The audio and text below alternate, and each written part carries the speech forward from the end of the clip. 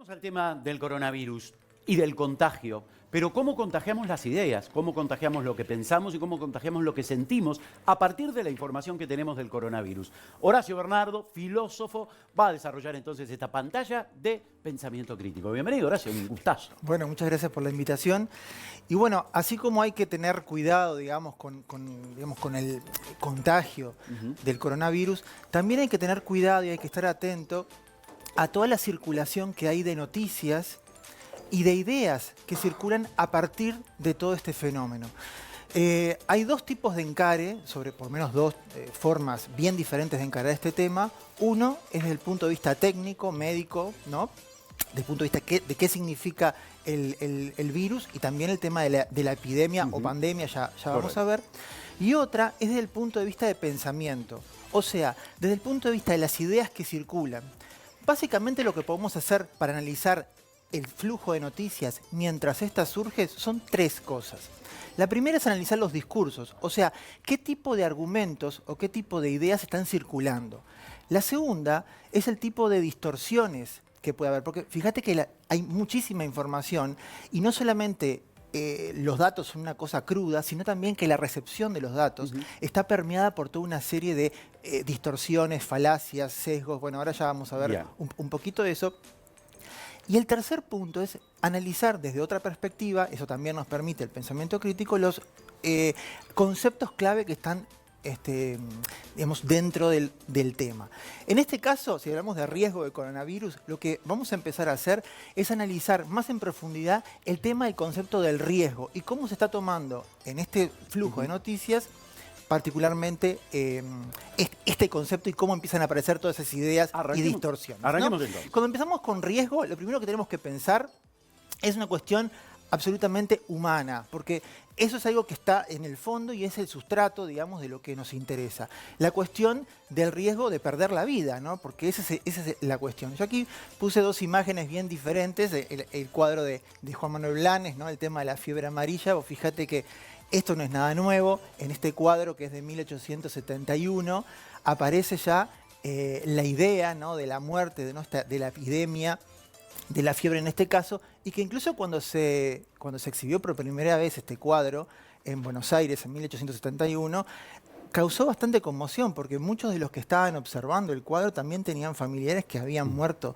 de esa enfermedad. Es que uno lo ha visto tantas veces este cuadro que ya ni le llama la atención, pero si lo mirás detenidamente, el niño llorando sobre el pecho de la madre muerta, o sea, es poderoso. Esta imagen debe haber quedado hecho soñar a mucha gente. Exactamente. Incluso lo que quizás no se vea es que también está el padre. Hay un hombre también atrás que también ha fallecido, ¿no? Bien. Toda esta cuestión encierra ese dramatismo que cuando nosotros lo pensamos más desde el punto de vista moderno, se empieza a teñir todo de una cuestión cientificista, ¿no? Por ejemplo, si recordamos lo del H1N1, el tema de la gripe porcina, ¿no?, en 2009, ¿no?, que también fue un fenómeno, también aparece esa cuestión actualmente de las noticias, de los datos científicos, del riesgo, pero siempre, y eso es el primer elemento, es remitir a la cuestión humana, a la cuestión dramática, ¿no? Bien. Y el segundo tipo de riesgos, además del riesgo vital, digamos, está el riesgo social. Y aquí aparecen dos noticias del diario El País, por ejemplo, el tema del aislamiento y la cuarentena obligada, que lo que está sucediendo en diversos países, y también el tema económico. Aquí una noticia local, pero no solamente a nivel local, ¿no? Acá, por ejemplo, ¿qué tan preparado está Uruguay para el efecto económico del virus? O sea, que no solamente tenemos una cuestión a nivel individual, sino también a nivel social. ¿Cómo se construye entonces la idea de este riesgo? Aparecen estas dos ideas y siguen apareciendo además elementos técnicos. Vos fíjate que incluso hoy, y pensá esto también, que la cuestión del riesgo no solamente tiene que ver con una cuestión técnica, sino también con una percepción del riesgo. O sea, cómo estas noticias van alimentando esa idea en las personas comunes, que no somos especialistas en esos temas, y que al observar las noticias, como vamos a ver, empezamos a distorsionar y eso puede generar cosas bien interesantes para analizar. Esto, por ejemplo, es los datos que aparecen minuto a minuto acerca de las personas contagiadas, y aparece una primera cuestión. Decís, bueno, la cantidad de casos, por ejemplo, la cantidad de muertes, en este caso es una toma de pantalla del día de ayer, 4.300. Si uno lo mira desde el punto de vista de la presentación de los datos, vos fíjate acá que ya hay una cuestión que tiene que ver con la información. No es lo mismo decir que hay 4.369 muertes entre las 7.000 millones de personas que somos, cosa que daría la idea de que somos muy poquitas, que cuando se presenta la información en términos de frecuencia. Por ejemplo, si dividieras esto dividido 365, te daría aproximadamente 7 personas. Casi no, sí. No es lo mismo decir muere un 0,00001% que mueren 7 personas cada día a través del virus. O sea, la forma de presentar las noticias y presentar el riesgo no es independiente de la información y la percepción se nutre de eso. O sea, una serie de números empiezan a aparecer. Y no solamente del tema de casos, sino además también de lo que se conoce como el número básico de reproducción, también una cuestión técnica, que es el nivel de propagación. Fíjate que cuando vos te fijás en el tema del coronavirus, no es tan alto respecto a la influenza, por ejemplo. Pero al aparecer todos estos datos, uno atrás de otro, sigue aumentando la percepción del riesgo. Vamos a una opinión técnica, porque este es otro elemento que tiene que ver con el análisis del discurso. Si nosotros analizamos qué es lo que se dice desde el punto de vista técnico respecto del riesgo. Mira, yo estuve analizando una entrevista que se hizo en el Espectador, en el programa En Perspectiva, al doctor Roberto Salvatella, de la Organización Mundial de la Salud, la Organización Panamericana de la Salud. Y entonces le preguntaron acerca justamente del coronavirus. Perfecto. Él comenzó a señalar una serie de argumentos, pero si lo vemos desde el punto de vista del riesgo, podemos ver que hay dos tipos de argumentos. Y fíjate, vas a ver cómo empieza a aparecer la información ambigua en este sentido y cómo eso nos impacta a nosotros. Aquí hay dos placas. Yo las voy a ir pasando una y otra para comparar. Fíjate que acá hay algunos argumentos que este técnico, que se puede chequear la entrevista, por supuesto, que nos van a dar la noticia de que el riesgo incrementa cada vez más. Y al mismo tiempo, le voy a poner, pero solamente para mirarla, nos va a dar argumentos de que el riesgo disminuye. Entonces, nosotros como espectadores vamos a tener una especie de información ambigua. Fíjate. Por un lado, los primeros dos argumentos. Es un agente infeccioso nuevo, por lo tanto, eso incrementa el riesgo. Sí. Y además, no existen vacunas ni tratamientos específicos. Sálvese quien pueda. Exacto. Entonces vos decís, sálvese quien pueda. Pero por otro lado, fíjate que esto es todo lo que dice el especialista. Dice, los síntomas son los de una influenza. La mortalidad es más baja que la de una epidemia de gripe. Y al mismo tiempo existen nuevas herramientas tecnocientíficas que permiten tratar el tema en tiempo real y existe un reglamento sanitario internacional. Está trayendo calma. Exacto. En la misma nota. En la misma nota. Pero seguimos, mirá. Dice, la propagación del virus puede ser alta. Y si miramos acá, dice, pero la pandemia no significa necesariamente gravedad. O sea, una pandemia significa que el virus se ha extendido a nivel planetario. Pero puede ser una enfermedad que no tenga ningún tipo de problema. Y el último argumento, es muy probable que el virus llegue a Uruguay. Riesgo, aumenta el riesgo. Pero al mismo tiempo dice, existen buenos antecedentes de respuesta de Uruguay ante la epidemia de H1N1. ¿Cómo deberíamos entender esto? Digerir esta información que parece contradictoria. Bueno, ese es el problema y eso es a lo que quería apuntar y por eso las herramientas de pensamiento crítico son tan importantes. Cuando vemos la información que nos llega, vemos que tiene, y en este caso se ve patente, un nivel amplio de ambigüedad. Cuando sucede eso, lo que pasa es que nuestro cerebro, nuestra forma de recepcionar la información, tiende a sesgar esa información, o sea, a irse hacia un lado o a irse hacia otro. Y eso está muy estudiado e influye en la forma en que la comunicación de ideas llega a nosotros y justamente en tema de la percepción del riesgo, cómo ese riesgo puede ser percibido muchas veces como algo mayor de lo que en realidad la información nos proporciona. Yo quisiera contarte 3 efectos que ante la ambigüedad del riesgo tenemos nosotros cuando recibimos esa información. A ver. El primero es un riesgo que tiene que ver con la sobresaturación de información. O sea, vos partís de la base que estamos en un nivel de ambigüedad. Hay tanto cosas positivas como que incrementan o como que lo bajan. O sea, que interprete lo que usted quiera, ¿no? Ahora, ¿qué sucede? Estamos bombardeados de información y empieza a aparecer esto, ¿no? Diarios, yo aquí puse una serie de... ¿Cómo se digiere todo esto? Exactamente. Y hay un efecto psicológico que es parte de cómo recibimos la información que se conoce como sesgo de disponibilidad y que tiene que ver con la percepción del riesgo. Fíjate lo siguiente, cuanto más disponible está una información, más tendemos a pensar, o más probable creemos que es esa información.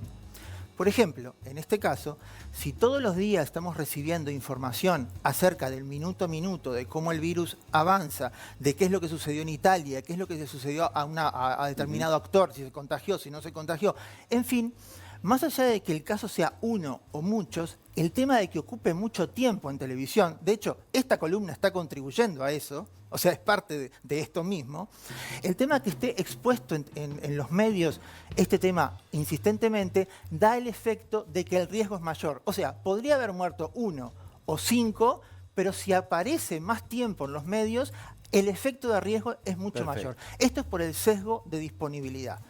¿Segundo? Segundo efecto. Es el efecto de la confusión de las causas y, de dos cosas que suceden al mismo tiempo y de las causas. Lo voy a explicar y vas a ver que esto tiene un nombre en latín, espero que la gente no se asuste, pero lo voy a decir ahora, en breve. Ahora en el observador aparece la siguiente idea, ¿no? Vos fíjate que la Organización Mundial de la Salud establece la relación que hay entre las personas que se contagian del virus y... bueno, muchas gracias. Las personas que se contagian del virus y además las características que tienen. Fíjate que, por ejemplo, en el tema de edad, hay un tema de que cuanto más edad tienen, están más propensos a tomar la enfermedad, ¿no? O en el caso de la condición física, cuando esa condición física está disminuida por algún sentido. Ahora fíjate, hay un efecto psicológico o una falacia que tiene este nombre en latín que le voy a decir, se llama post hoc ergo propter hoc. ¿Qué quiere decir? Que dos cosas sucedan al mismo tiempo no quiere decir necesariamente que una sea la causa de otra. O mejor dicho, que una cosa suceda después de la otra no quiere decir que una sea causada por la otra. O sea, en realidad, que una persona tenga, o sea, haya sido infectada con el coronavirus y que muera, no quiere decir necesariamente que sea por esa causa, porque podría haber sido por otra, o sea, por otras causas anteriores que hayan afectado específicamente, ¿no? Entonces, lo que sucede es lo siguiente. Cuando nosotros recibimos la información, muchas veces asociamos coronavirus, muerte, entonces la causa ha de ser exacta, específicamente esta, sin tomar en cuenta otros elementos que están alrededor, ¿no? Ese es el segundo efecto psicológico. Y el tercero, que tiene que ver, y este es muy importante, y traigo acá un autor que se dedica a hacer estas cuestiones, es la tendencia que tenemos psicológicamente a inflar los riesgos de cuestiones que son poco probables. Mira, vamos a ver la cita de Daniel Kahneman, que es un psicólogo que tiene una particularidad. Es psicólogo, pero es premio Nobel de Economía. Mirá, fíjate lo que dice, y ahora vamos a ver por qué un poquito más en profundidad. Ante eventos muy poco probables, tendemos o bien a ignorarlos o bien a sobreestimar su riesgo. Esto es clave. La información que recibimos y nuestras emociones influyen en nuestras estimaciones y nos hacen exagerar su probabilidad de ocurrencia. ¿Qué quiere decir? Bueno, fíjate, Kahneman estudió, y también con Amos Tversky, que es otro psicólogo, estudiaron cómo se comporta el ser humano en ambientes, en distintos tipos de ambientes, ¿no? Y cómo influye la racionalidad, cómo utilizamos la razón al tomar la información y a tomar decisiones respecto a esa información. En general, nosotros pensamos que los sujetos actuamos de modo racional, pero lo que vinieron a descubrir estos psicólogos es que en condiciones en las que pensaríamos que las personas actuamos racionalmente, en realidad lo emotivo funciona demasiado más de lo que creíamos. ¿Y por qué ganan el premio Nobel de Economía estos dos psicólogos, entre ellos Daniel Kahneman?